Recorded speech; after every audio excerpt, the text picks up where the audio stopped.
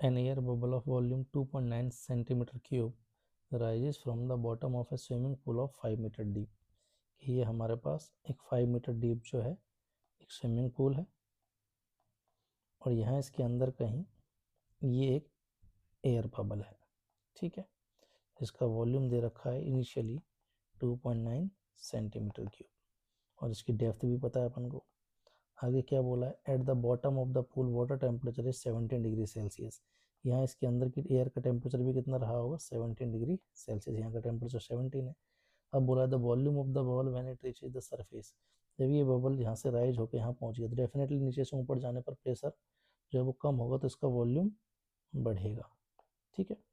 तो बोला है कि यहाँ वॉल्यूम कितना होगा जबकि सरफेस का टेम्परेचर दे रखा है 27 डिग्री सेल्सियस। क्लियर। अब देखो ऐसा तुमने स्टैंडर्ड सवाल किया हुआ लेकिन उसमें टेम्परेचर कांस्टेंट रहता था तो तुम P1 V1 बराबर P2 V2 लगा के सवाल को सॉल्व कर सकते थे, लेकिन यहाँ पे टेम्परेचर सेम नहीं रहा तो क्या करते हैं अपन, जितनी एयर के मोल यहाँ होंगे उतने ही एयर के मोल यहाँ होंगे तो मोल कंजर्वेशन लगाते हैं। एन इनिशियल बराबर एन फाइनल, तो मोल को क्या लिखा जा सकता है, मोल हो जाएगा हमारे पास PB/RT और ये सम जो है वो कांस्टेंट है। क्लियर है। तो देखो सरफेस पे जो है जब इसका प्रेशर हो जाएगा 180 m के बराबर, एटमॉस्फेरिक प्रेशर के बराबर, और जब 5 मीटर की डेप्थ पर है तो प्रेशर कितना हो जाएगा हमारे पास, हमको पता है 10 मीटर वाटर कॉलम का प्रेशर होता है P0 के बराबर, एटमॉस्फेरिक प्रेशर के बराबर।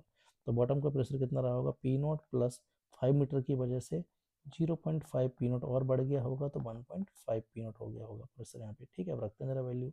जब बॉटम पे था तो प्रेशर कितना है इसका 1.5, या इसको 3/2 लिख दूँ, 3/2 P0 था, ठीक है। वॉल्यूम कितना था 2.9 सेंटीमीटर क्यूब, आर कांस्टेंट है, टेम्परेचर था यहाँ पे 290 केल्विन।